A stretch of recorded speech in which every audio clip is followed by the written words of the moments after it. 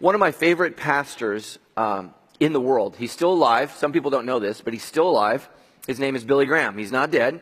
He's still alive, but he's in a rest home being taken care of, and he has Parkinson's disease, and he can't speak. An amazing, amazing man. I went to see him a couple years ago, and he was too sick to visit with me, but I still was glad to get to sit in his desk and be there.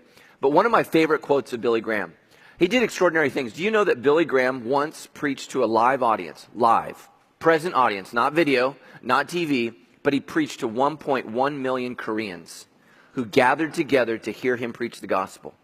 Do you know that he preached in communist Russia before the fall of the Berlin Wall, when Russia was still the great enemy? Do you know that Russians could select one family member in Moscow to go and hear him preach? And so what Russians did, they had boom boxes back in those days, not to play music. Do you know what they were doing?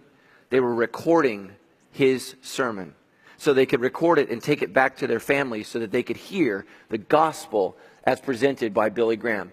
But you know what he said in his life? He said, I wished I would have spent much more of my life studying Jesus than telling other people about Jesus. That's his great regret. His great regret is that he would have spent more time learning about Jesus. And if you want to get all you can out of life, I want you to write this down. Learn all you can about Jesus. All you can. Study Jesus. Don't ever stop studying Jesus. When you die, I don't want you to stand face to face with a stranger.